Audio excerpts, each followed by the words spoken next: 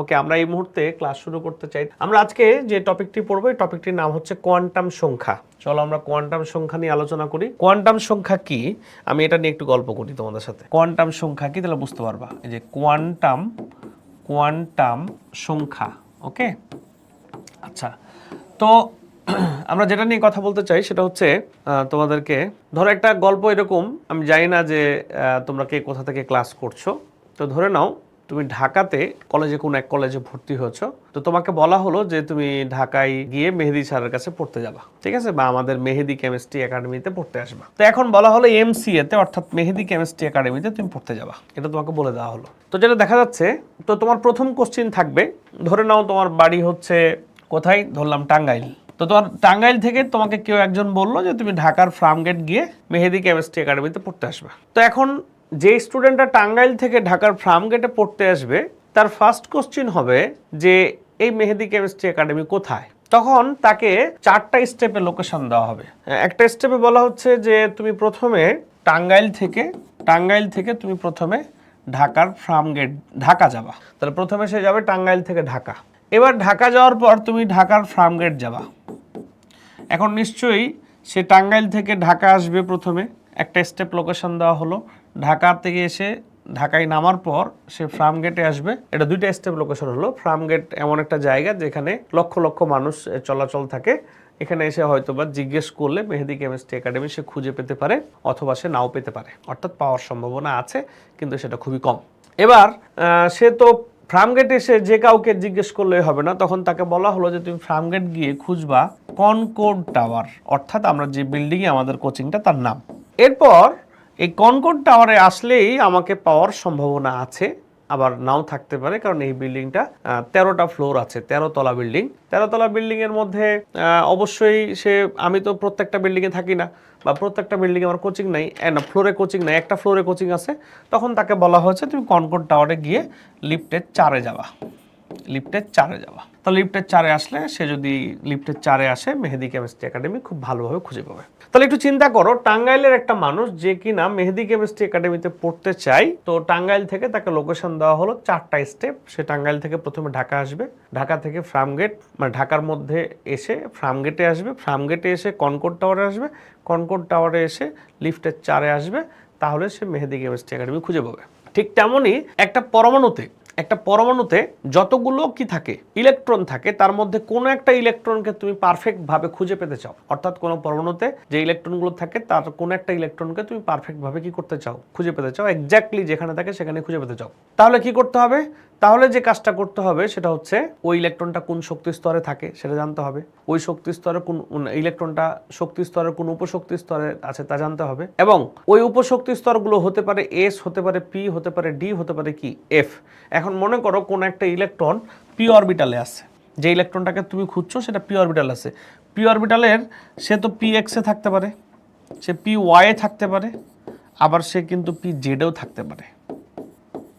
তাহলে একটা ইলেকট্রন কোথায় থাকতে পারে, পি এক্সে নাকি পি ওয়াই নাকি পি জেডে? পি এক্সেও থাকতে পারে, পি ওয়াইও থাকতে পারে, পি জেডেও থাকতে পারে। তুমি যে ইলেকট্রনটাকে খুঁজে পেতে চাও সেটা কি পি এক্সে আছে নাকি পি ওয়াই আছে নাকি পি জেডে আছে, এটা ফাইন্ড আউট করতে হবে, অর্থাৎ কোন অক্ষে আছে। আবার ধরে নাও তোমার ইলেকট্রনটা পি এক্সে আছে, পি এক্সে কিন্তু 2টা ইলেকট্রন থাকতে পারে, 2টা ইলেকট্রন, একটা থাকে একটা ঘুরে ঘড়ির কাঁটার দিকে, আর একটা ঘুরে ঘড়ির কাঁটার কি বিপরীত দিকে।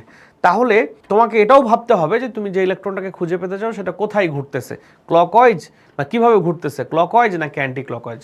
তাহলে আমি যদি আবার সামারি করি, কোনো পরমাণুতে ধরে নাও ক্যালসিয়াম পরমাণু যেখানে 20টা ইলেকট্রন থাকে, তো এই 20টা ইলেকট্রনের মধ্যে তুমি যে কোনো একটা ইলেকট্রন, ধরো 10ম বা 11তম বা 15তম বা 17তম, যে কোনো একটা ইলেকট্রনকে এমন কিছু ইনফরমেশনের মাধ্যমে, সংখ্যার মাধ্যমে পারফেক্টলি খুঁজে পেতে চাও, তাহলে সেই যেই ইলেকট্রনটাকে তুমি খুঁজে পেতে চাও সেই ইলেকট্রনটার জন্য 4টা স্টেপ তোমাকে লোকেশন জানতে হবে। কি কি জানতে হবে, কোন শক্তি স্তরে থাকে, কোন উপশক্তি স্তরে থাকে, উপশক্তি স্তরের এই যে এক্স ওয়াই জেড যে অক্ষগুলো আছে সেটার কোথায় থাকে, এবং ইলেকট্রনগুলো তো দুইভাবে ঘুরতে পারে, একটা হচ্ছে ঘড়ির কাঁটার দিকে, একটা হচ্ছে ঘড়ির কাঁটার কি বিপরীত দিকে। তাহলে আসলে তুমি যে ইলেকট্রনটাকে খুঁজে পেতে চাও সেটা কি ঘড়ির কাঁটার দিকে ঘুরে নাকি বিপরীত দিকে ঘুরে, এই সবগুলো বিষয়, অর্থাৎ এই 4টা বিষয় যদি কোনো পরমাণুর তুমি জানতে পারো, কোনো ইলেকট্রনের জন্য জানতে পারো, তবেই ওই ইলেকট্রনটাকে পারফেক্টলি তুমি খুঁজে পাবা। তাহলে আমরা কি জানলাম, ঠিক ইলেকট্রনকে খুঁজে পাওয়ার জন্য, কোনো পরমাণুতে থাকা ইলেকট্রনকে খুঁজে পাওয়ার জন্য এরকম 4টা সংখ্যার প্রয়োজন। এই 4টা সংখ্যা সমন্বিত সংখ্যাকে বলা হয় কোয়ান্টাম সংখ্যা। 4টা সংখ্যা কি কি? প্রধান কোয়ান্টাম সংখ্যা, সহকারী কোয়ান্টাম সংখ্যা, ম্যাগনেটিক কোয়ান্টাম সংখ্যা আর স্পিন কোয়ান্টাম সংখ্যা। মানে বলো তো বুঝতে পারছো কিনা যে প্রধান কোয়ান্টাম সংখ্যা, সহকারী কোয়ান্টাম সংখ্যা, ম্যাগনেটিক কোয়ান্টাম সংখ্যা আর কি স্পিন কোয়ান্টাম সংখ্যা। একটু চিন্তা করে দেখো, তোমরা কি 9-10-এ এই কোয়ান্টাম সংখ্যা কি কখনো পড়েছো? তোমাদের অনেকের মনে হয় যে তোমরা হয়তো বা কোয়ান্টাম সংখ্যা 9-10-এ পড়ো নাই, কিন্তু তোমরা এই কোয়ান্টাম সংখ্যার মধ্যে 2টা কোয়ান্টাম সংখ্যা কিন্তু 9-10-এ পড়েছো। একটা হচ্ছে প্রধান কোয়ান্টাম সংখ্যা, একটা কি সহকারী কোয়ান্টাম সংখ্যা। যদিও ওখানে নাম ছিল না প্রধান কোয়ান্টাম সংখ্যা, লেখা ছিল শক্তি স্তরের ধারণা, আর সহকারী কোয়ান্টাম সংখ্যাকে লেখা ছিল উপশক্তি স্তর ধারণা। বলো তো তোমরা এটা পড়েছো কিনা? এই দেখো, দ্বিতীয় পর্ব আমাদের কোয়ান্টাম বলবিদ্যা শুরু হলো। খুব ভালো করে খেয়াল করো, পরমাণুতে অবস্থিত ইলেকট্রনের শক্তি স্তরের আকার, আকৃতি, শক্তি স্তরের বিন্যাস প্রকরণ এবং নিজ অক্ষের চতুর্দিকে আবর্তনের দিক প্রকাশক সংখ্যা সমূহকে কি সংখ্যা বলে? কোয়ান্টাম সংখ্যা বলে। তাহলে পরমাণুতে অবস্থিত ইলেকট্রনের শক্তি স্তরের আকার, আকৃতি, শক্তি স্তরের বিন্যাস প্রকরণ এবং নিজ অক্ষের চতুর্দিকে আবর্তনের দিক প্রকাশক সংখ্যা সমূহকে কি সংখ্যা বলে? কোয়ান্টাম সংখ্যা বলে। নিশ্চয়ই বুঝতে পারছো এই কোয়ান্টাম সংখ্যা নিয়ে একটি কথা হচ্ছে। প্রথমটা প্রধান কোয়ান্টাম সংখ্যা, প্রিন্সিপাল কোয়ান্টাম নাম্বার। এ দেখো, পরমাণুতে একটি ইলেকট্রন অবস্থান সম্পূর্ণরূপে তুলে ধরার জন্য যে 4টি কোয়ান্টাম সংখ্যার প্রয়োজন হয়, তথা প্রধান কোয়ান্টাম সংখ্যা, সহকারী বা এজিমুথাল কোয়ান্টাম সংখ্যা বা সাবসিডিয়ারি কোয়ান্টাম নাম্বার, আর হচ্ছে ম্যাগনেটিক কোয়ান্টাম নাম্বার, আর হচ্ছে স্পিন কোয়ান্টাম নাম্বার। তাহলে খেয়াল করি আমরা, প্রধান কোয়ান্টাম সংখ্যা, সহকারী বা এজিমুথাল কোয়ান্টাম সংখ্যা, ম্যাগনেটিক কোয়ান্টাম সংখ্যা, আর হচ্ছে কি কোয়ান্টাম সংখ্যা? স্পিন কোয়ান্টাম সংখ্যা। ওকে, তো প্রধান কোয়ান্টাম সংখ্যা, সহকারী কোয়ান্টাম সংখ্যা, ম্যাগনেটিক কোয়ান্টাম সংখ্যা, স্পিন কোয়ান্টাম সংখ্যা নিয়ে আমি তোমাদের সাথে আলোচনা করি। প্রধান কোয়ান্টাম সংখ্যা খাতা হেডিং দাও, যদি তোমরা বলতেছো তোমরা পড়ো নাই, আমি তোমাদেরকে বুঝাই দিচ্ছি। খাতা হেডিং দাও প্রধান কোয়ান্টাম সংখ্যা। প্রধান কোয়ান্টাম সংখ্যার জনক হচ্ছে বিজ্ঞানী নিলস বোর। জনক নিলস বোর মাথায় রাখো বা খাতায় লিখে নাও। প্রধান কোয়ান্টাম সংখ্যার জনক হচ্ছে নিলস বোর। তোমাদের জানার জন্য বলে রাখি, তোমরা 9-10-এ তোমরা বা ইন্টারমিডিয়েটে যে আমরা তোমাদেরকে বোর মডেল পড়ালাম, তার প্রথম পয়েন্টটাই মূলত হচ্ছে প্রধান কোয়ান্টাম সংখ্যা। বোর মডেলের প্রথম পয়েন্টটাই হচ্ছে মূলত কি? প্রধান কোয়ান্টাম সংখ্যা। তাহলে প্রধান কোয়ান্টাম সংখ্যার জনককে বোর, আর বোর মডেলের প্রথম পয়েন্টে যা বলছে তুমি তো তা জানোই। ওকে, তাহলে প্রধান কোয়ান্টাম সংখ্যার জনক হচ্ছে কি? Nils bore. এখানে কি বলছে খেয়াল করো, বোর মতবাদ অনুসারে পরমাণুতে ইলেকট্রন সমূহ নিউক্লিয়াসকে কেন্দ্র করে, দেখো এখানে বলছে বোর মতবাদ অনুসারে পরমাণুতে ইলেকট্রন সমূহ নিউক্লিয়াসকে কেন্দ্র করে তার চতুর্দিকে কতগুলো নির্দিষ্ট বৃত্তাকার শক্তি স্তরে ঘূর্ণায়মান। কোন একটি ইলেকট্রন কোন প্রধান শক্তি স্তর থেকে নিউক্লিয়াসের চতুর্দিকে আবর্তনশীল তা যে কোয়ান্টাম সংখ্যার সাহায্যে প্রকাশ করা হয় তাকে কি কোয়ান্টাম সংখ্যা বলে? প্রধান কোয়ান্টাম সংখ্যা বলে। তাহলে আমরা আবার একটু যদি বলি, বোরের মতবাদ অনুসারে পরমাণুর ইলেকট্রন সমূহ নিউক্লিয়াসকে কেন্দ্র করে তার চতুর্দিকে কতগুলো নির্দিষ্ট বৃত্তাকার শক্তি স্তরে ঘূর্ণায়মান। কোন একটি ইলেকট্রন কোন প্রধান শক্তি স্তর থেকে নিউক্লিয়াসের চতুর্দিকে ঘূর্ণায়মান তা যে কোয়ান্টাম সংখ্যার সাহায্যে প্রকাশ করা হয় তাকে প্রধান কোয়ান্টাম সংখ্যা বলে। অর্থাৎ মনে করো তুমি যে ইলেকট্রনটাকে নিয়ে কাজ করছো সেটা কি 2 নাম্বার নাকি 3 নাম্বার নাকি 4 নাম্বার কক্ষপথে অবস্থান করছে, সেটা নির্ণয় করাটাই হচ্ছে কি প্রধান কোয়ান্টাম সংখ্যার কাজ। একে প্রকাশ করা হয় কি দ্বারা? এন দ্বারা। এন এর মান 1 2 3 ইত্যাদি পূর্ণ সংখ্যা।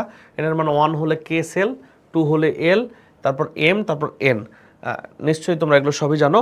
তোমরা একটু খেয়াল করে রাখো, যে কোনো প্রধান শক্তি স্তরে সর্বোচ্চ ইলেকট্রন ধারণ ক্ষমতা কত স্কোয়ার? 2n square. তবে 2n স্কোয়ার নিয়ে বিজ্ঞানী বোর কথা বললেও 2n স্কোয়ার আবিষ্কারক কিন্তু বোর না, জাস্ট বোর বলছে। বোর তো এটাও বলছে যে নিউক্লিয়াসকে কেন্দ্র করে ইলেকট্রন ঘুরে। তাহলে ইলেকট্রন নিয়েও যেহেতু বোর বলছে, তার মানে কি ইলেকট্রনের জনক কি হয়ে গেছে? নিলস বোর হয়ে গেছে? ব্যাপারটা কিন্তু তা না। 2n স্কোয়ার বিজ্ঞানী বোর বলেছেন, কিন্তু 2n স্কোয়ার বিজ্ঞানী বোর তার জনক নয়। এটা আগে থেকেই তোমরা জানো। আমরা খেয়াল করি এবার সহকারী কোয়ান্টাম সংখ্যা, যেটা কিনা তোমাদের 9-10-এর বইয়ে ছিল উপশক্তি স্তরের ধারণা সম্পর্কে। তোমরা একটু কষ্ট করে আমার সাথে কথা বলো যে এটা তোমরা নিশ্চয়ই পড়েছো। তারপর আমি এটা আবার একটু পড়াই, খাতায় তোমরা হেডিং দিতে পারো। এই সহকারী কোয়ান্টাম সংখ্যার জনক হচ্ছে সমারফিল্ড, যেটা তোমরা 9-10-এ জানতা না, এই জন্য খাতায় লিখে নিবা।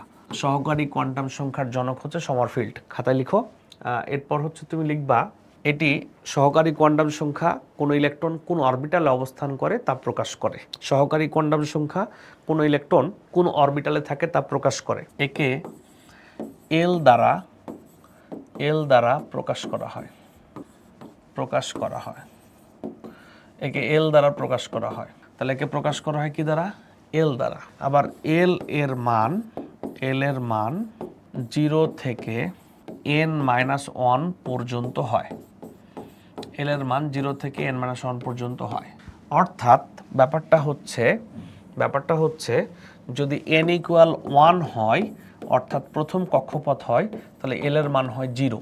একটু বোঝার চেষ্টা করো, n = 1 হলে এল এর মান 0 মানে কি? তোমরা নিশ্চয়ই জানো, আর না জানলে এখন বুঝে নাও। যদি অরবিটাল s হয়, অরবিটাল s হলে এল এর ইকুয়াল কত? 0। তাহলে সবাই কমেন্ট করো তো, অরবিটাল p হলে এল এর মান কত হবে? 1। চমৎকার, কমেন্ট করেছো 1। অরবিটাল d হলে এল এর মান কত হবে? 2। অরবিটাল f হলে এল এর মান কত হবে? 3। নিশ্চয়ই বুঝতে পারছো। তোমরা জানো তোমরা কোন জেনারেশন জেড নাকি? পরবর্তী জেনারেশন যদি কখনো আসে এবং তাদের ইলেকট্রন বিন্যাস যদি করে, অর্থাৎ বর্তমানে 118টি মৌল আছে যা ইলেকট্রন বিন্যাস করতে sp-df এই 4টি অরবিটাল এনাফ, কিন্তু যদি এর পরবর্তী জেনারেশন আসে এবং তখন মোট মৌলের সংখ্যা 118 থেকে বেশি হয়ে যায়, তখন কিন্তু নতুন অরবিটাল আসবে, তার নাম হচ্ছে জি। অর্থাৎ জি হচ্ছে একটা প্রস্তাবিত অরবিটাল যদি জি হয়, তাহলে এল ইকুয়াল হবে 4। নিশ্চয়ই বুঝতে পারছো। তাহলে একটু খেয়াল করো তো, n = 1 হলে এল ইকুয়াল কত? 0। 0 হলে কোন অরবিটাল হয় একটু খেয়াল করো, এটা হচ্ছে এস অরবিটাল হয়, তাই এটা 1s। এবার যদি আমরা চিন্তা করি n = 2 হলে এল এর মান কত হবে? 0 এবং 1। 0 এবং 1 মানে কি? 2s এবং 2p। n = যদি 3 হয়, তাহলে এল এর মান কত হবে? 0 1 2, অর্থাৎ এটা কি হবে? 3s 3p 3d। আবার n = যদি 4 হয়, তাহলে এল ইকুয়াল কি হবে? 0 1 2 3, অর্থাৎ হচ্ছে 4s 4p 4d এবং কি নিশ্চয়ই ক্লিয়ার কিনা একটু জানো। এই দেখো, n = 4 হলে l = 0 1 2 3, অর্থাৎ 4s 4p 4d এবং কি 4f। ক্লিয়ার কিনা আমাকে জানো। তোমরা 9 10 থেকে জানো, সবাই একটু কমেন্ট করো তো, sp-df নামক কোন অরবিটালে কয়টি ইলেকট্রন ধারণ করে তার সূত্র 9 10-এ শিখেছো। কোন অরবিটালে sp-df নামক এই অরবিটালগুলোতে কয়টি ইলেকট্রন থাকতে পারে সেটা কি তোমরা জানো? নিশ্চয়ই জানো, বলো দেখি কি। অর্থাৎ এল এর প্রতিটি মান একটি অরবিটাল নির্দেশ করে, যাতে 2 × 12 + 1 2 × 12 + 1 সংখ্যক ইলেকট্রন থাকতে পারে। তাহলে কি বললাম? এল এর প্রতিটি মান একটি অরবিটাল নির্দেশ করে, যাতে 2 × 12 + 1 সংখ্যক ইলেকট্রন থাকতে পারে। নিশ্চয়ই তোমরা এটা জানতা, তাই না? নিশ্চয়ই তোমরা এটা জানতা। আচ্ছা দেখো, এবার তাহলে এখন চিন্তা করো, অরবিটাল যদি এস হয়, অরবিটাল এস হলে এই যে 2 × 12 + 1, মানে আমরা এখানে এল এর মান কত বসাবো? এল এর মান 0 বসাবো। তাহলে 2 × 0 + 1, আলটিমেট কত হবে? 2 হবে। অরবিটাল পি হলে 2 × 2 × 1 + 1 ইকুয়াল কত হবে? 6 হবে। অরবিটাল ডি হলে 2 × 2 × 2 + 1 10 হবে। অরবিটাল এফ হলে 2 × 2 × 3 + 1 কত হবে? 14 হবে। হ্যাঁ, নিশ্চয়ই ক্লিয়ার। সবাই একটু জানাও যে ক্লিয়ার কিনা। যদি ভবিষ্যৎ প্রজন্ম, অর্থাৎ তোমাদের পরবর্তী প্রজন্ম যখন আসবে, তখন প্রস্তাবিত অরবিটাল যদি জি হয়, ওই জি অরবিটালে মোট কয়টা ইলেকট্রন থাকবে? 18টা। হ্যাঁ, চমৎকার 18টা। ওকে, তাহলে এখন আমরা তোমাদের কাছে, এটা 9 10-এও বোর্ড পরীক্ষায় আসতো, এমন 2টা কোশ্চিন আমি তোমাদের কাছে এখন জানতে চাইবো। 2টা কোশ্চিন জানতে চাইবো, তোমরা পারো কিনা আমাকে। এই যে 2D ও 3F কোশ্চিন খাতায় লিখে নাও। 2D ও 3F অরবিটাল অসম্ভব কেন? 2D ও 3F অরবিটাল অসম্ভব কেন ব্যাখ্যা করো। এই 2টা কোশ্চেনের উত্তর পারো কিনা তোমরা? এই 2টা কোশ্চেন খাতায় লিখে নাও এবং এটার উত্তর পারো কিনা দেখো। আমি এটার অনেকভাবে উত্তর করা যায়, লজিক্যাল অনেক ব্যাপার আছে, তবে আমি সহজ করে ব্রিফ করে দিচ্ছি, খেয়াল করো। বিষয়টি হচ্ছে এমন যে আমরা জানি এল এর মান n এর ওপর ওপর নির্ভরশীল, নিশ্চয়ই তোমরা এটা জানো। এল এর মান এন এর ওপর নির্ভরশীল, নির্ভরশীল। এই যে কিসের মান বললাম? এল এর মান কার উপর নির্ভরশীল? এন এর উপর নির্ভরশীল। এই যে বলছি এল এর মান এন এর উপর নির্ভরশীল। ওকে, আচ্ছা, এটা দিয়ে আনসার দেওয়া যায় না। হ্যাঁ, এটা দিয়ে আনসার দেওয়া যায় না। এল এর মান এন এর উপর নির্ভরশীল এবং বলবা এল এর মান 0 থেকে n মাইনাস 1 পর্যন্ত হয়, এল এর মান 0 থেকে n মাইনাস 1 পর্যন্ত হয়। তাহলে আমরা 2d অরবিটালে কি দেখতে পাই? n ইকুয়াল 2 পাই আর l ইকুয়াল কত পাই? 2 পাই। কিন্তু আমরা তো জানি যে n নট ইকুয়াল l, মানে n এবং l কখনো কি হবে না? সমান হবে না। তাহলে আমরা কি বলছি? এল এর মান 0 থেকে এল এর মান n এর উপর নির্ভরশীল, এল এর মান 0 থেকে n মাইনাস 1 পর্যন্ত হয়। 2d অরবিটালে n equal to 2, l equal to 2, অর্থাৎ n এবং l কখনো কি হয় না? সমান হয় না। নিশ্চয়ই ক্লিয়ার? অর্থাৎ যেহেতু n এবং l সমান হয় না, কিন্তু 2d অরবিটালে দেখা যাচ্ছে n এবং l কি হয়ে গেছে? সমান হয়ে গেছে। তাই বাস্তবে অরবিটালটি সম্ভব নয়। এই অনুরূপ ঘটনা ঘটবে কার জন্য? 3f এর জন্য। 3f A n equal to 3, l equal to 3, কিন্তু n এবং l কখনো কি হতে পারবে না? সমান হতে পারবে না। এতক্ষণ পর্যন্ত আমরা তোমাদের সাথে যে আলোচনা করলাম, এই আলোচনাগুলো অনেক স্টুডেন্ট 9-10 থেকেই পারো। এখন আমরা আলোচনা করব মূলত যেই আলোচনাগুলো তোমরা কখনো 9-10-এ পড়ো নাই, সেই আলোচনাগুলো। ম্যাগনেটিক কোয়ান্টাম সংখ্যা, এটা খুব ধৈর্য ধরে শুনতে হবে, বুঝতে হবে এবং প্রতিনিয়ত কমেন্ট করে বুঝাইতে হবে তুমি বুঝতে পারছো কিনা। ওকে, থিওরি আলোচনা তো একটু বুঝে বুঝে এগুলো তোমার জন্য ভালো হয়। তাহলে এবার খাতায় হেডিং দিতে পারো তোমরা ম্যাগনেটিক কোয়ান্টাম সংখ্যা। ম্যাগনেটিক কোয়ান্টাম সংখ্যা কি বললাম বলো? ম্যাগনেটিক কোয়ান্টাম সংখ্যা। এই তো খেয়াল করি আমরা। এটা জনক হচ্ছে বিজ্ঞানী জি ম্যান। এর জনক হচ্ছে জি ম্যান। ওকে, একে প্রকাশ করা হয় এম দ্বারা। এর কাজ হচ্ছে ইলেকট্রন এর ত্রিমাত্রিক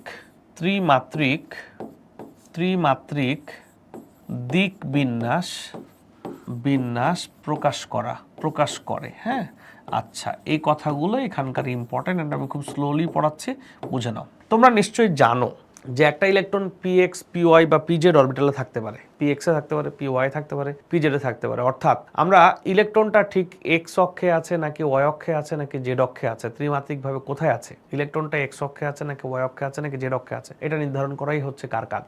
এই ম্যাগনেটিক কোয়ান্টাম সংখ্যার কাজ। কি নিশ্চয়ই ক্লিয়ার? তাহলে কি বললাম? এক্স অক্ষ, ওয়াই অক্ষ নাকি জেড অক্ষ, কোন অক্ষে একটা ইলেকট্রন আছে তা নির্ধারণ করাই হচ্ছে ম্যাগনেটিক কোয়ান্টাম সংখ্যার কাজ। ওকে, তো আমরা এখন এটা নিয়ে যে আলোচনা করতে পারি সেটা হচ্ছে এম এর মানও কিন্তু অরবিটাল নির্দেশ করে। আচ্ছা, তোমরা কি নিশ্চয়ই অরবিটালের সংজ্ঞা 9-10-এ শুনেছো? আমি অরবিটালের সংজ্ঞা বলি। হ্যাঁ, কোন অরবিটের মানে শক্তি স্তরের যে স্থানে ইলেকট্রন খুঁজে পাওয়ার সম্ভাবনা 90 থেকে 95% তাকে অরবিটাল বলে। তাহলে কি বললাম বলতো? কোন অরবিটের যে স্থানে ইলেকট্রন খুঁজে পাওয়ার সম্ভাবনা 90 থেকে 95% তাকে কি বলে? অরবিটাল বলে। নিশ্চয়ই এটা ক্লিয়ার? এখন ভালো করে বোঝো, আমরা কি বলবো? এইটা একটা অরবিটাল। তাহলে কে বলতে পারে px py এবং pz এগুলো কি? পি তো একটা অরবিটাল। তাহলে px py pz এগুলো কি? পি একটা অরবিটাল, px py এবং pz এগুলো কি? px কি, py কি, pz কি? আচ্ছা, হ্যাঁ বলছো ম্যাগনেটিক, বাট বুঝলাম তো সেটা ম্যাগনেটিক কোয়ান্টাম সংখ্যা, কিন্তু এটা কি আসলে? মানে পি যদি অরবিটাল হয়, px py pz এদের নাম কি? অরবিটাল। হ্যাঁ, ভালো বলেছো, কারণ আমরা আগেই বলেছি অরবিটাল মানে যেখানে ইলেকট্রন খুঁজে পাওয়ার সম্ভাবনা 90 থেকে 95%। আমরা যখন ক্লাস 8-এ পড়তাম তখন বলতাম ইলেকট্রন থাকে শক্তি স্তরে। 9-এ উঠলাম তখন বললাম sp df নামক অরবিটালে থাকে। আবার 9-এর পঞ্চম অধ্যায়ে গেলাম তখন বললাম যে না, পি এ থাকে না, px py pz এ থাকে। রাইট? আসলে ব্যাপারটা কি? কারণ px py pz থাকে পিতে, আর পি থাকে একটা শক্তি স্তরে। মূল কাহিনী হচ্ছে যে ব্যাপারটা অনেকটা এরকম যে px py pz পি অরবিটালের একটা অংশ। কি বললাম? px py pz পি অরবিটালের একটা কি? একটা অংশ। আর এইগুলোর আলাদা কোনো নাম আমাদের বিজ্ঞানীরা আমাদেরকে দেন নাই। যদি এর নাম অরবিটাল আর এর নাম অন্য কিছু দিত তাহলে আমাদের জন্য ভালো হতো। অনেকে আবার দেখবা বলে যে এটা হচ্ছে উপশক্তি স্তর আর এগুলো হচ্ছে অরবিটাল। আসলে উপশক্তি স্তর বাংলা কথা, অরবিটাল ইংরেজি কথা। অরবিটাল এবং উপশক্তি স্তরের মধ্যে কোনো পার্থক্য নেই। তাহলে কাহিনীটা কি? কাহিনীটা হচ্ছে যে এগুলো অরবিটাল, এগুলো অরবিটাল। তাহলে যদি কখনো এমন বলে যে প্রতিটি অরবিটালে কয়টি ইলেকট্রন থাকে, যদি কখনো এমন বলে প্রতিটি অরবিটালে কয়টি ইলেকট্রন থাকে, তখন তোমাকে বুঝে নিতে হবে এমন একটা সংখ্যার কথা বলা হচ্ছে যেটা সবার জন্য সমান এবং উত্তর হবে 2। আর যদি তোমাকে বলে SPDF নামক অরবিটালে কয়টি ইলেকট্রন থাকে, তখন তো বুঝে যাচ্ছ এসে 2টা, PA 6টা, DA 10টা, FA কয়টা 14টা, অর্থাৎ 2 × 12+1 সংখ্যক ইলেকট্রন থাকতে পারে। কি ব্যাপারটা কি ক্লিয়ার? সবাই কি ক্লিয়ার? এরা অরবিটাল, এরা অরবিটাল, তোমরা কি ক্লিয়ার কিনা আমাকে সবাই কমেন্ট করে জানাও। তাহলে আমরা খাতায় এটা নোট করে নিব, খাতায় একটা নোট করে নিব। এম এর প্রতিটি মান এক একটি অরবিটাল নির্দেশ করে যাতে এম এর প্রতিটি মান এক একটি অরবিটাল নির্দেশ করে যাতে দুটি করে ইলেকট্রন থাকতে পারে। বললাম কি এম এর প্রতিটি মান এক একটি অরবিটাল নির্দেশ করে যাতে দুটি করে কি থাকতে পারে, ইলেকট্রন থাকতে পারে। ওকে, তাহলে এল এর মানও হচ্ছে অরবিটাল নির্দেশ করে, এম এর মানও অরবিটাল নির্দেশ করে, কিন্তু এল এর মান যে অরবিটালকে প্রকাশ করে তাতে ইলেকট্রন থাকে 2 × 12+1, আর এম এর মান যে অরবিটাল নির্দেশ করে তাতে ইলেকট্রন থাকতে পারে দুটি করে। ওকে, এইবার আসো খেয়াল করো, আমরা চিন্তা করি এবার এম এর মান এল এর উপর নির্ভরশীল। কি বললাম বলো? এম এর মান এল এর উপর নির্ভরশীল, আবার এম এর মান -L থেকে 0 সহ +L পর্যন্ত। তাহলে কি বললাম? এম এর মান -L থেকে 0 সহ কি পর্যন্ত হয়? +L পর্যন্ত হয়। তাহলে এম এর মান কার উপর নির্ভরশীল? এল এর উপর নির্ভরশীল। আবার এম এর মান কেমন হয়? -L থেকে শুরু হয়, 0ও হয়, +L পর্যন্ত হয়। তাহলে এবার একটু চিন্তা করো তো, যখন কিনা L = 0 হলে এম এর মানও 0ই হবে, কারণ 0-র তো আর প্লাস মাইনাস নাই। L = 1 হলে এম এর মান কি হবে? -1, 0, +1 হবে। L = 2 হলে এম এর মান কেমন হবে? -2, -1, 0, +1, +2। L = যদি 3 হয় তাহলে এম এর মান কেমন হবে?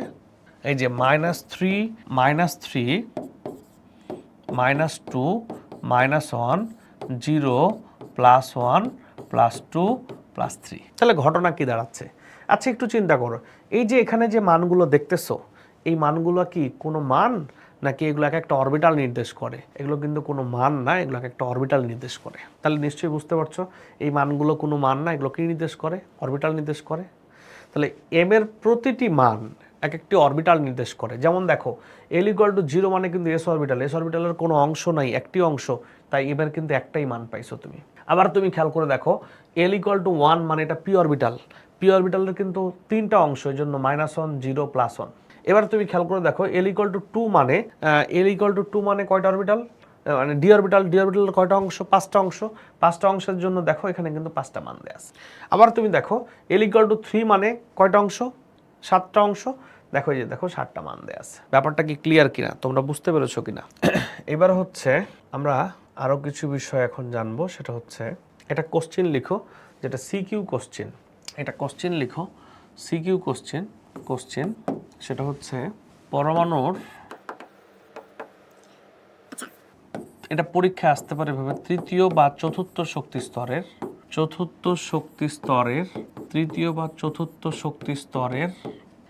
এল ও এম এর মান হিসেব করে তাহলে কি বললাম? তৃতীয় বা চতুর্থ শক্তি স্তরে এল ও এম এর মান হিসেব করে ইলেকট্রন ধারণ ক্ষমতা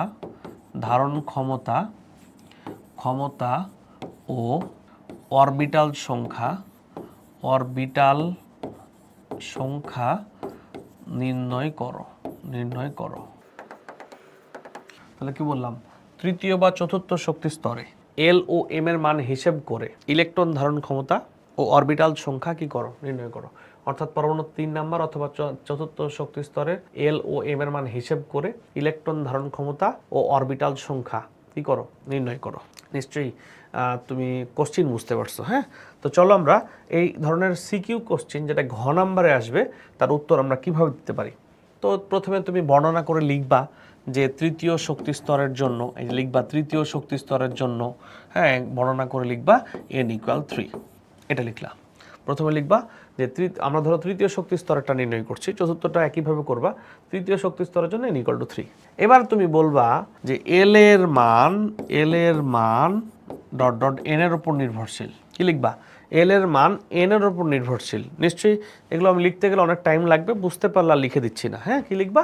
এল এর মান এন এর উপর নির্ভরশীল। আবার তুমি লিখবা যে এল এর মান 0 থেকে n-1 পর্যন্ত হয়। এই কথাটুকু লেখার পর এবার লিখবা যে n = 3 হলে l = 0, 1, 2। n = 3 হলে l এর মান কি হবে? 0, 1, 2। তাহলে এবার কি হবে? তাহলে এবার যেটা হবে n = 3 হলে l = 0। আবার লিখবা m এর মান -l থেকে 0 সহ +l পর্যন্ত হয়। তাহলে l = 0 হলে m এর মান 0।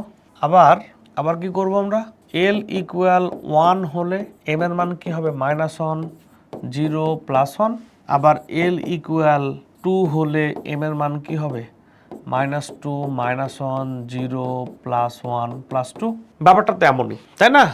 এখন এইটুক বের করার পর তুমি আমাকে বলো এই মানগুলো এক একটা কি নির্দেশ করে?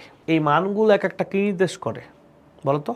এই যে -1, 0, +1 বা m এর মান 0 বা -2, -1, 0, +1, +2 এগুলো একটা কি নির্দেশ করে? অরবিটাল সংখ্যা। তাহলে আমরা এখন বলবো মোট অরবিটাল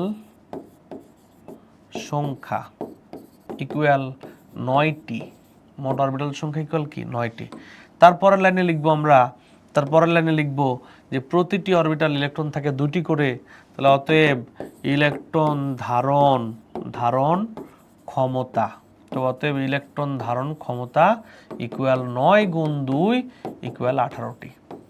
যদি 4 নাম্বার শক্তি স্তর বলতো তখন l = 3 পর্যন্ত আসতো, তখন অরবিটাল হতো কয়টি? 16টি। আর 16টিতে ইলেকট্রন থাকতো কতটি? 32টি। তাহলে বলো তো এই সিকিউ কোশ্চিনটা কিভাবে লিখতে হবে, তুমি কি সেটা ক্লিয়ার কিনা আমাকে একটু জানাও। আচ্ছা, এখন একটা ছোট্ট সহজ তোমাকে একটা এমসিকিউ শিখায় দেই। প্রতিটি শক্তি স্তরে ইলেকট্রন থাকে কতটি? 2n²। প্রতিটি শক্তি স্তরে ইলেকট্রন থাকে কয়টি? 2n²। তাহলে প্রতিটি শক্তি স্তরে অরবিটাল থাকবে কয়টি? তার অর্ধেক, কারণ প্রত্যেকটা অরবিটালে 2টা করে ইলেকট্রন থাকে। তাহলে প্রতিটি শক্তি স্তরে অরবিটাল থাকে কয়টি? n²। যেমন তুমি এখানে প্রমাণ করতে পারলা যে 3 নাম্বার শক্তি স্তরে 2n² সংখ্যক কি থাকতে পারে? ইলেকট্রন থাকতে পারে। এজন্য 2 × 3² মানে কয়টি? 18টি। কিন্তু প্রতিটি শক্তি স্তরে অরবিটাল থাকে কয়টি? 3²। এই 3² মানে কি? 3² মানে 9টি। বলো ব্যাপারটা কি ক্লিয়ার কিনা? তাহলে খাতায় লিখতে পারো যে প্রতিটি শক্তি স্তরে n² সংখ্যক অরবিটাল থাকে, যাতে ইলেকট্রন থাকতে পারে 2n² সংখ্যক। যদি এতটুকু ক্লিয়ার হয় তাহলে আমরা পরবর্তী আলোচনায় যেতে চাই। পরবর্তী আলোচনা হচ্ছে স্পিন কোয়ান্টাম সংখ্যা। স্পিন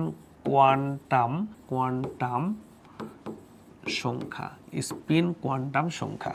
ওকে, তাহলে আমরা কি করব? এর জনক হচ্ছে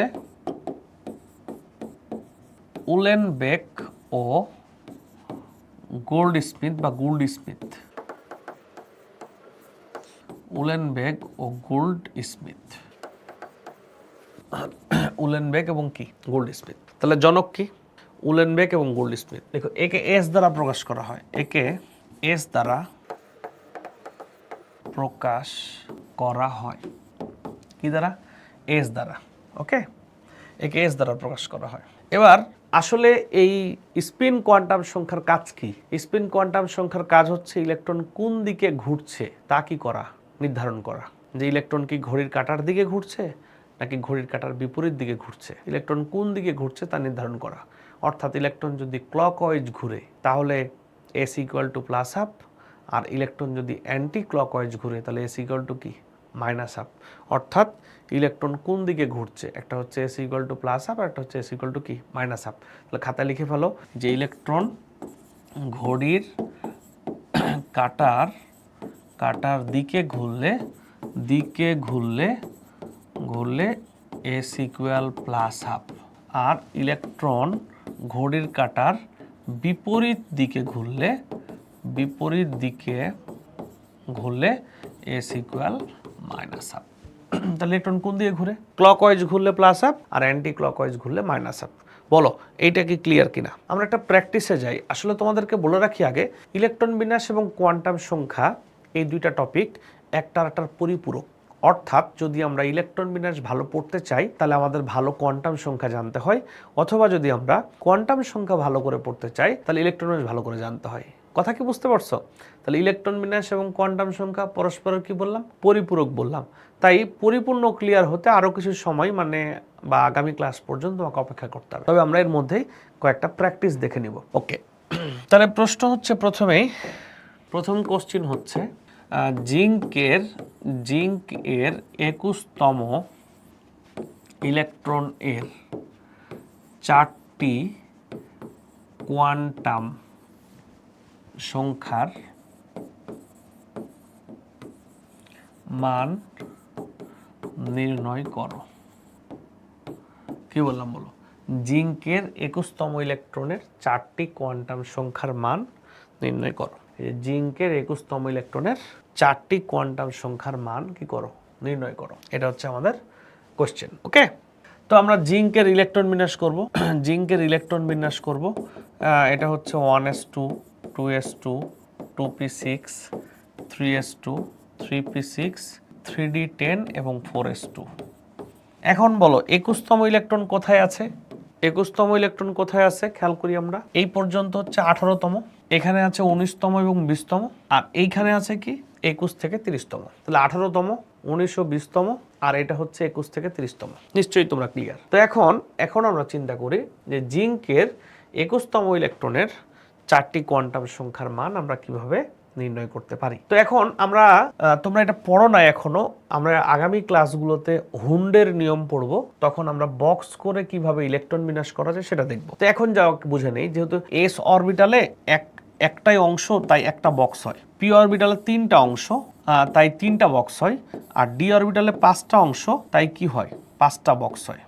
এস অরবিটালে একটা অংশ তো একটা বক্স হয়, 3টা তাই পি এ 3টা হয় আর ডি এ 5টা হয়। ব্যাপারটা নিশ্চয়ই তোমরা নতুন জানতেছো হয়তোবা, আশা করি বুঝতে পারবা। এই দেখো আমাদের ডি এ ইলেকট্রন আছে, এখানে আছে 21 থেকে 30তম। তাহলে আমরা ডি নিয়ে কাজ করছি, এই যে ডি। তাহলে এটা হচ্ছে 1টা 2টা 3টা 4টা 5টা। তাহলে এই ইলেকট্রনটা হচ্ছে, এটা হচ্ছে 21তম ইলেকট্রন। তাহলে এটা কি 22তম, এটা কি 23তম, এটা কি 24তম, এটা কি 25তম ইলেকট্রন।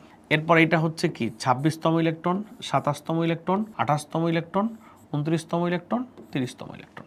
তো এইখানে আমরা লিখছি 3D। তাহলে এখন কি হবে? 21তম ইলেকট্রন কোনটা? 21তম ইলেকট্রন কিন্তু এইটা, রাইট? এখন n ইকুয়াল টু নিশ্চয়ই 3 লিখবো, l ইকুয়াল টু কি লিখবো? 2 লিখবো। m এর মান কি লিখবো? m এর মান কি হবে? m এর মান যেটা হবে সেটা হচ্ছে -2, -1, 0, +1, +2। মাথায় রাখতে হবে আমি যে প্রথমটাকে -2 ধরে নিয়েছি, ভালো করে খেয়াল করো, আমি প্রথমটাকে -2 ধরে নিয়েছি, বইগুলো ভালো করে খেয়াল করবা। এখানে কিন্তু -2 না ধরে কেউ যদি +2 ধরে, বা এটাকে -1 না ধরে কেউ যদি 0 ধরে, অর্থাৎ তুমি চাইলে এটাতে -2, -1, 0, +1, +2 এভাবে না ধরে তুমি +2, +1, -2, -1, 0 এভাবে ধরতে পারো। অর্থাৎ তুমি এখানে এই মানটা যে কোনোভাবেই ধরতে পারো। কিন্তু যদি তুমি এটাকে -2 লিখে ফেলো, তখন এই ঘরের ইলেকট্রনগুলোর মান কিন্তু -2ই হবে।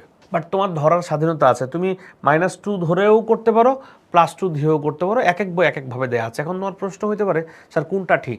সত্যি কথা সবগুলাই ঠিক, কারণ অক্ষের মান ফিক্সড করে দেওয়া থাকে না, তুমি যে কোনোটাই ধরতে পারবা। যদি কোনো টিচার বলে যে এইটাই ঠিক অন্যগুলা ভুল, বা অন্যটা ঠিক এইটাই ভুল, ব্যাপারটা তা না, সবগুলাই ঠিক হতে পারে। কি হতে পারে? সবগুলাই ঠিক হতে পারে। তাহলে যে বিষয়টা দাঁড়াচ্ছে যে -2, -1, 0, +1, +2, অথবা যেটা হইতে পারে যে তুমি যে কোনোটাই ধরতে পারবে, এখান থেকে যে কোনোটাই ধরতে পারবা। তো এখন এই যে -2, -1, 0, +1, +2, ওকে। তো আমরা যখন লিখে ফেলবো এভাবে, সেভাবে লিখবো। এখন পরীক্ষায় প্রশ্ন করতে পারো, স্যার আমি তাহলে কিভাবে লিখলে ভালো হয় বলেন? আমি তোমাকে যে পরামর্শ দেই, মাইনাস থেকে শুরু করো, প্লাসে গিয়ে শেষ করবা। তাহলে কি পরামর্শ দিলাম? মাইনাস থেকে শুরু করো, প্লাসে গিয়ে শেষ করবো। এখন কেউ যদি বলে না স্যার আমি প্লাস থেকে শুরু করবো, মাইনাসে গিয়ে শেষ করবো, ওকে ফাইন, কোনো প্রবলেম নেই, বাট আমার পরামর্শ মাইনাস থেকে শুরু হবে, প্লাসে গিয়ে শেষ হবে। ব্যাপারটি ক্লিয়ার কিনা? তাহলে এখন সবাই বলো তো এখানে 21তম ইলেকট্রনের জন্য এম এর মান কত হবে?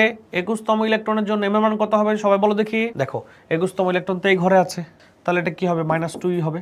কেন 0 হবে? 21তম ইলেকট্রন তো প্রথম ঘরে আছে। হ্যাঁ, তুমি চাইলে যে কোনোটাই বসাতে পারতা, কিন্তু আমি যেহেতু লিখে দিয়েছি মাইনাস থেকে, তাহলে তোমাকে এখন এখান থেকে লিখতে হবে। আচ্ছা, এবার এস এর মান, ইলেকট্রন যদি ঊর্ধ্বমুখী হয় তাহলে এক কথা, নিম্নমুখী হয় তাহলে আরেক কথা। অর্থাৎ ঊর্ধ্বমুখী, যদিও ব্যাপারটা এমন যে ঊর্ধ্বমুখী নিম্নমুখী দিয়ে কোনো যায় আসে না। যদি ইলেকট্রন ঘড়ির কাঁটার দিকে ঘুরে তাহলে প্লাস আপ, বিপরীত দিকে ঘুরলে কি? Minus up. ঘড়ির কাঁটার দিকে ঘুরলে প্লাস আপ, বিপরীত দিকে ঘুরলে কি? Minus up. এখন আমরা যে কোনোটাকেই ধরে নিতে পারি ঘড়ির কাঁটার দিকে ঘুরছে, কারণ আমরা তো জানি না কোনটা ঘড়ির কাঁটার দিকে ঘুরছে।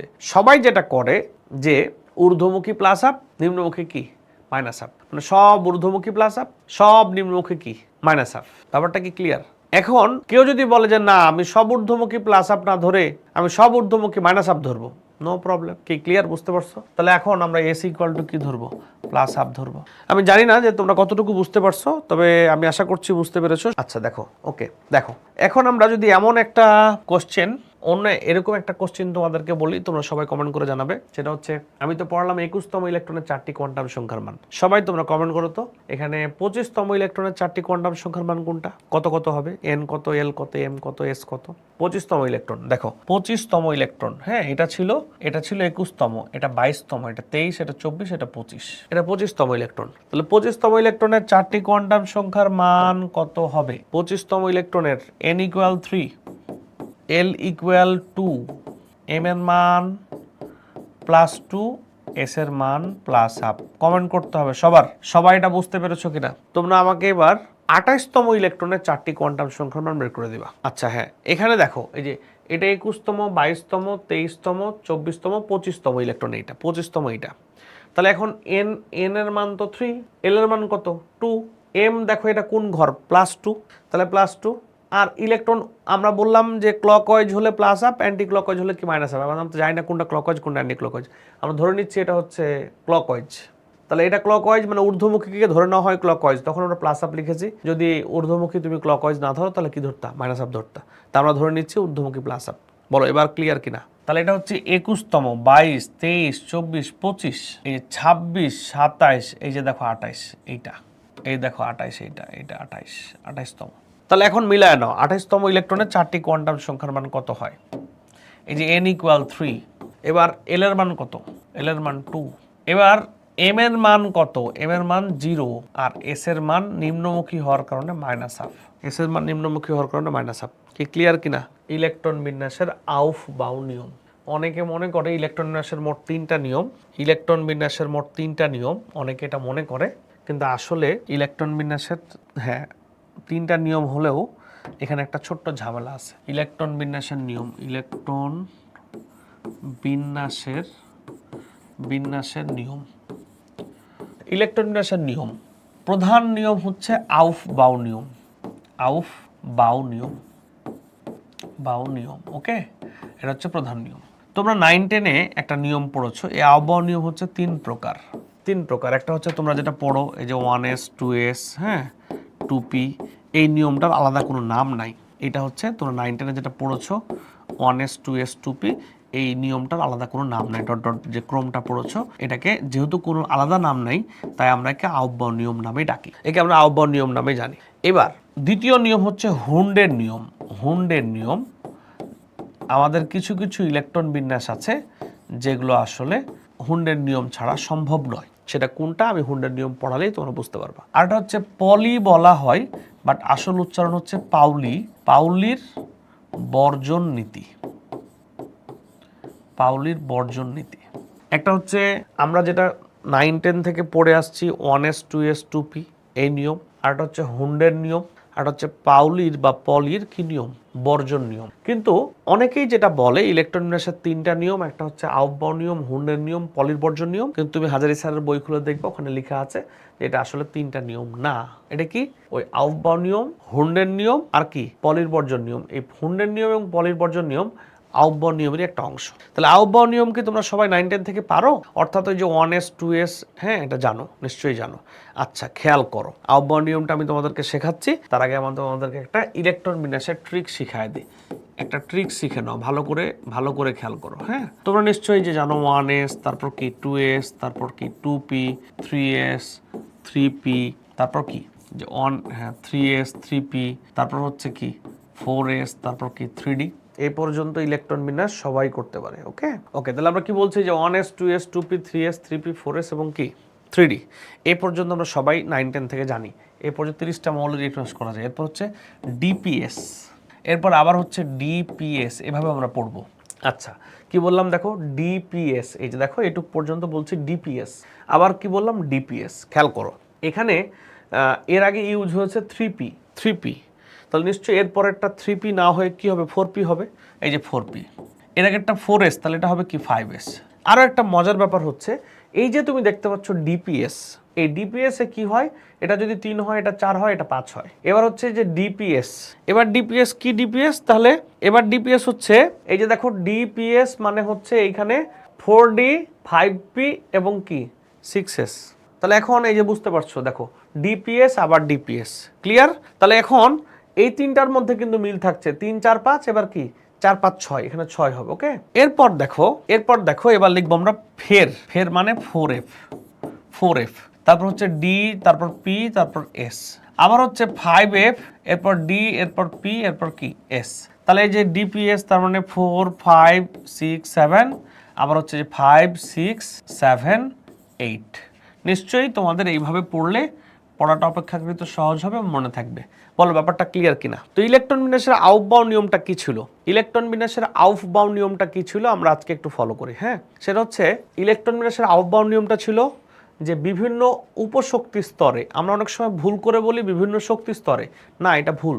বিভিন্ন উপশক্তি স্তরে ইলেকট্রন সমূহ তাদের অরবিটালের শক্তির উচ্চ ক্রম অনুসারে প্রবেশ করে। তাহলে কি বললাম, বিভিন্ন উপশক্তি স্তরে ইলেকট্রন সমূহ তাদের অরবিটালের শক্তির উচ্চ ক্রম অনুসারে প্রবেশ করে, অর্থাৎ যে অরবিটালের শক্তি কম তাতে ইলেকট্রন আগে প্রবেশ করবে এবং যে অরবিটালের শক্তি বেশি তাতে ইলেকট্রন কি পরে প্রবেশ করবে। তাহলে কি বললাম, বিভিন্ন উপশক্তি স্তরে ইলেকট্রন সমূহ তাদের বা বিভিন্ন অরবিটালে ইলেকট্রন সমূহ তাদের শক্তির উচ্চ ক্রম অনুসারে প্রবেশ করবে, অর্থাৎ যার শক্তি কম তাতে ইলেকট্রন আগে প্রবেশ করবে এবং যার শক্তি বেশি তাতে ইলেকট্রন কি পরে প্রবেশ করবে। এইটুক পর্যন্ত ম্যাক্সিমাম স্টুডেন্টই বলে। তাকে যদি জিজ্ঞেস করে আচ্ছা বলো তো আউফবাউ নিয়ম কি, তখন সে বলে যে অরবিটালের শক্তি কম তাতে ইলেকট্রন আগে যাবে আর যার শক্তি বেশি ইলেকট্রন তাতে কি পরে যাবে। কিন্তু আসলে এতটুকু বললে হবে না, এরপর বলতে হবে যে অরবিটালের শক্তি কম তাতে আগে ইলেকট্রন যাবে, কেননা কম শক্তি সম্পন্ন অরবিটালের স্থিতিশীলতা সবচেয়ে বেশি, কেননা কম শক্তি সম্পন্ন অরবিটালের স্থিতিশীলতা সবচেয়ে বেশি। তাহলে কি বললাম, বিভিন্ন উপশক্তি স্তরে ইলেকট্রন সমূহ তাদের শক্তির উচ্চ ক্রম অনুসারে প্রবেশ করে, অর্থাৎ যার শক্তি কম তাতে ইলেকট্রন আগে যাবে, যার শক্তি বেশি তাতে ইলেকট্রন পরে যাবে, কেননা কম শক্তি সম্পন্ন অরবিটালের স্থিতিশীলতা সবচেয়ে বেশি। নিশ্চয়ই ক্লিয়ার। আর আমরা জানি যে অরবিটালের শক্তিগুলো পরিমাপ করা হয় কি দিয়ে বলতো, এন আর এল এর মান যোগ করে। তাহলে এন এবং এল এর মান যোগ করলে এটা কত হয়, 1 + 0 মানে কত হলো 1, এটা 2 + 0 মানে কত 2, এটা 2 + 1 মানে 3, এটা কি 3, এটা কি 4, এরপর এটা কি 4, এরপর এটা কি 5, এরপর এটা কি 5, এরপর এটা কি 5, এরকম, তাই না? তাহলে আমরা মাথায় রাখবো যে যার শক্তি কম ইলেকট্রন তাতে আগে যাবে, আর যাদের ক্ষেত্রে শক্তি সমান হয়ে যাচ্ছে তাদের ক্ষেত্রে কি হবে, যাদের ক্ষেত্রে শক্তি সমান হয়ে যাচ্ছে তাদের ক্ষেত্রে কি হবে, যার এন এর মান কম তাতে ইলেকট্রন আগে যাবে, যার এন এর মান কম তাতে ইলেকট্রন কি আগে যাবে। কি কথা কি ক্লিয়ার, বুঝতে পারছো?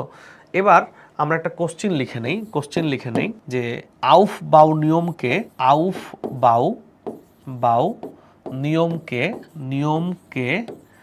এন প্লাস এল নিয়ম বলা হয় কেন ব্যাখ্যা করো। আউফবাউ নিয়মকে এন প্লাস এল নিয়ম বলা হয় কেন ব্যাখ্যা করো। বলো তো কি বললাম, আউফবাউ নিয়মকে এন প্লাস এল নিয়ম বলা হয় কেন ব্যাখ্যা করো। বলো তো ক্লিয়ার কিনা, এই কোশ্চেনটা কি তোমরা পারো কিনা বলো তো। আমরা আজকে আউফবাউ নিয়মই বলবো, কারণ হুন্ডের নিয়ম শুরু করলে আজকে শেষ করা যাবে না, আমরা আউফবাউ নিয়মই পড়বো। আউফবাউ নিয়মকে এন প্লাস এল নিয়ম বলা হয় কেন ব্যাখ্যা করো। বলো ক্লিয়ার কিনা, এই কোশ্চেনটা পারবা কিনা? কারণ আহ্বায়ক নিয়ম তো আসলে শক্তির মান হিসাব করে নির্ণয় করা হয়, যার শক্তি কম তাতে ইলেকট্রন আগে যায়, আর যার শক্তি বেশি তাতে ইলেকট্রন কি পরে যায়। তো ব্যাপারটা কি, এই আহ্বায়ক নিয়মে যার শক্তি কম তাতে ইলেকট্রন আগে যায়, এই ব্যাপারটা শক্তিটা নির্ধারণ করা হয় কি দিয়ে?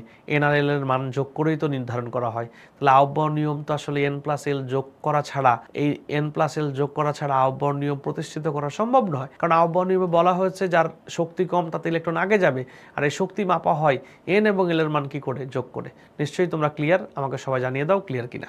ধন্যবাদ সবাইকে, আজকে পর্যন্তই। আগামী দিন আমরা হুন্ডের নিয়ম শুরু করব, আজকে শুরু করে শেষ করা যাবে না, জন্য শুরু করছি না। সবাই ভালো থাকো, আল্লাহ হাফেজ।